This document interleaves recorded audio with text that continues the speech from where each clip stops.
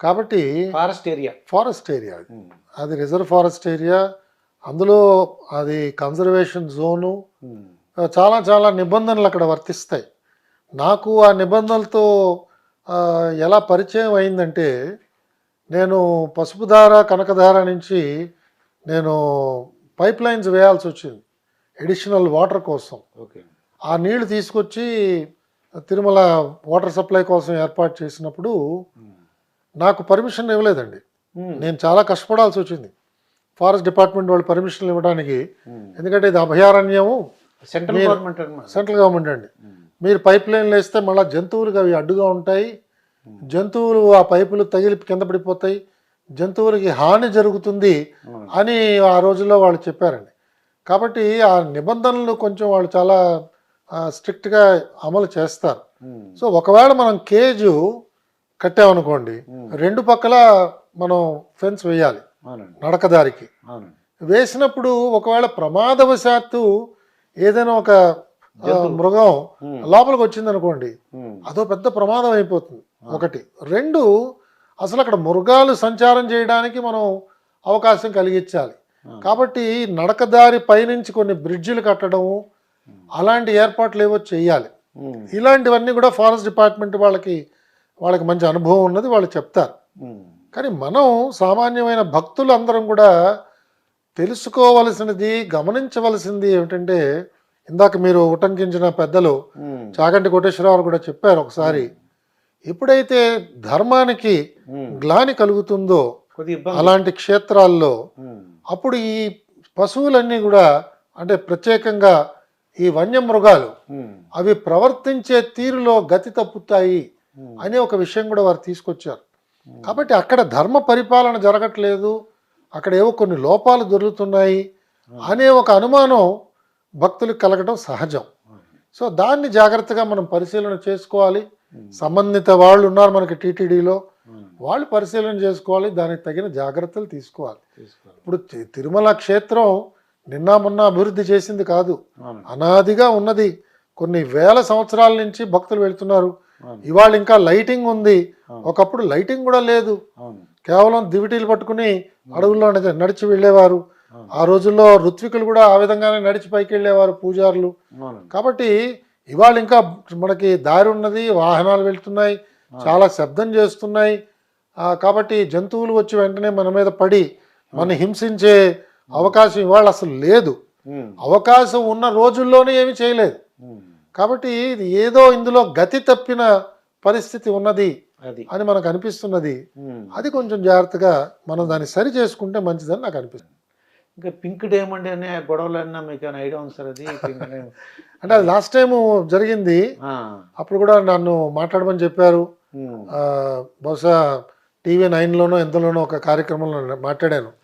అలాంటివి అసలు ఎక్కడ జాబితా ఉన్నట్టుగా కూడా ఏమీ లేదండి. దాని తర్వాత కూడా ఆ కేసులో ఎక్కడ పురోగమనం ఏం లేదు. తర్వాత కోర్టు నుంచి ఆ కంప్లైంట్ కూడా విత్డ్రా చేసుకుంటామని అప్లికేషన్ పెట్టడం కూడా జరిగింది అనుకుంటాను టీటీడీ వాళ్ళు. కోర్టు దానికి సమ్మతి కూడా ఇచ్చిందో లేదో నాకు తెలియదు.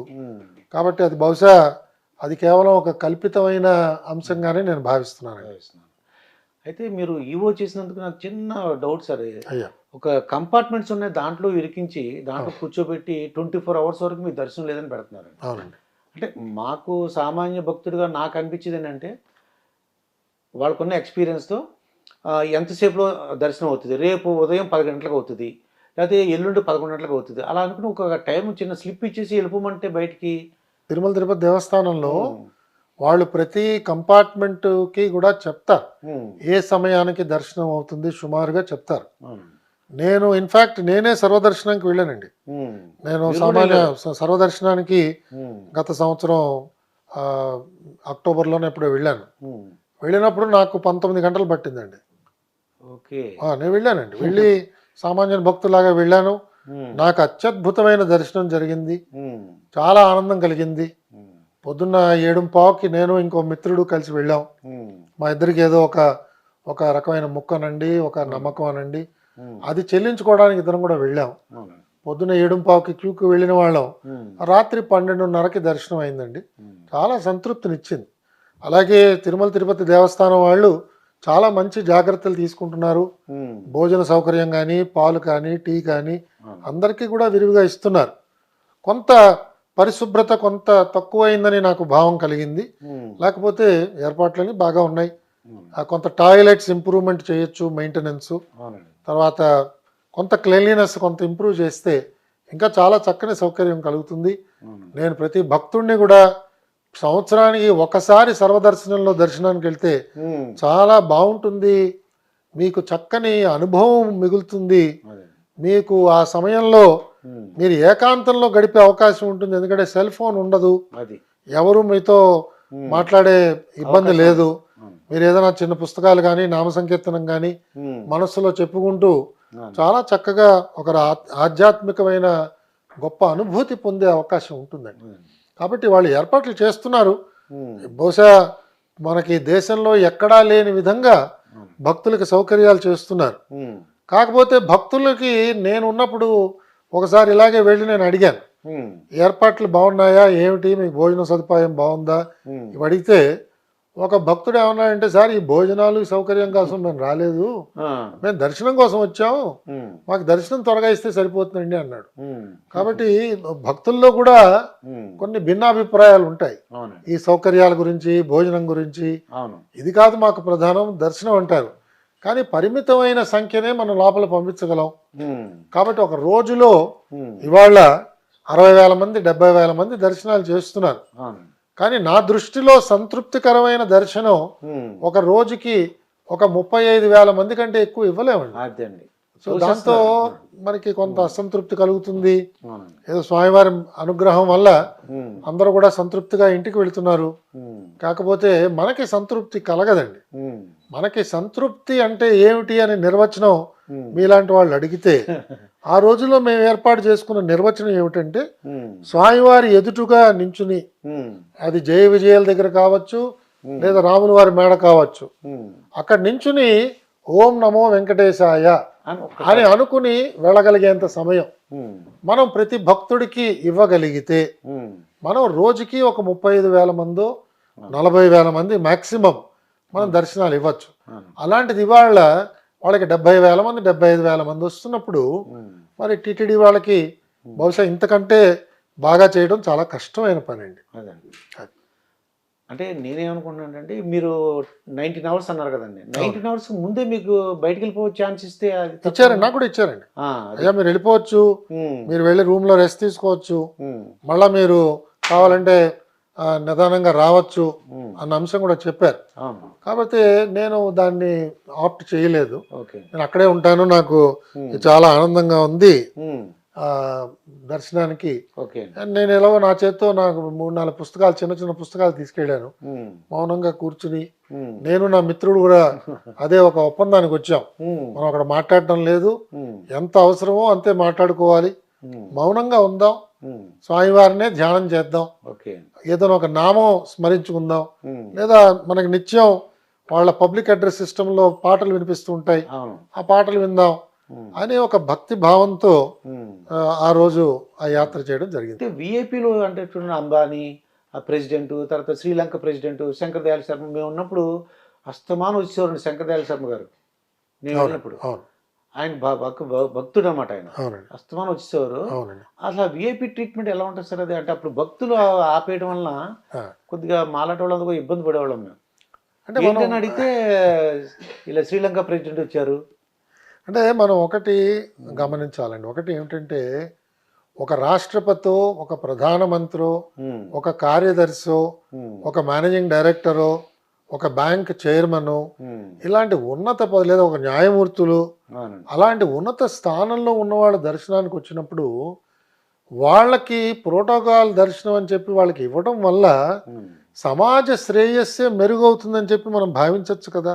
వాళ్ళు సంపాదించిన ధనానికి పరిమితులు ఏర్పాటు చేసుకుని ఆ ధనాన్ని కనుక దాన ధర్మాలకి వాడు వాడే ఒక ప్రవృత్తి వాళ్ళలో స్వామివారు కల్పించారు అనుకోండి. ఒక అంబానీ గారు తలుచుకున్నా, ఒక అదానీ గారు తలుచుకున్నా, లేదా మనకి ఇరు రాష్ట్రాల్లో ఉన్న పెద్ద ధనిక వర్గానికి చెందిన వాళ్ళు తలుచుకుంటే వాళ్ళు 100 కోట్ల రూపాయలు వెంటనే దాన ధర్మాలు చేయొచ్చు కదా. మరి టీటీడీ చేపడుతున్న కార్యక్రమాలకి వాళ్ళకు కూడా ధన సహాయం కావాలి. ఇవన్నీ హుండీలోంచే రావాలంటే కూడా కష్టం కాబట్టి ఇలాంటి వాళ్ళకి కాకపోతే పరిమితంగా వీళ్ళకి మనం దర్శనాలు ఏర్పాటు చేయాలి కానీ వాళ్ళు గంటల కొద్దీ నించునేటట్టుగానో దర్శనం తీసుకునేటట్టుగానో అలాంటి అపఖ్యాతి రాకుండా జాగ్రత్త పడితే బహుశా అది క్షేత్రానికి అలాంటి వాళ్ళు రావడం వల్ల అది ఆదాయం పెరుగుతుంది.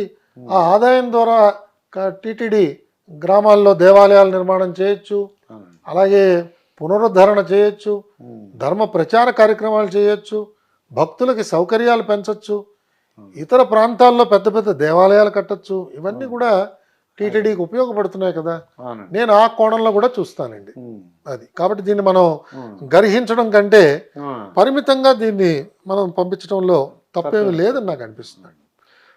అయితే సార్ ఇప్పుడు మీరు రిటైర్డ్ అయ్యారు, ఎలా డైలీ రొటీన్ ఎలా ఉందండి ఇప్పుడు? అంటే రోజు దినచర్య అంటాం కదా, అవునండి. అది ఎలాగా ఉందండి? అంటే ఇప్పుడు రిటైర్ అయ్యాను కానీ నాకు ఇవాళ నిజంగానే యాక్టివిటీస్ చాలా పెరిగాయండి. ఎందుకంటే నేను అనేక సాంస్కృతిక కార్యక్రమాలకు వెళుతుంటాను. ధార్మిక సంస్థలతో నాకు సంబంధం ఉన్నది. వాళ్ళు చేసే కార్యక్రమాల్లో పాలు పంచుకుంటాను.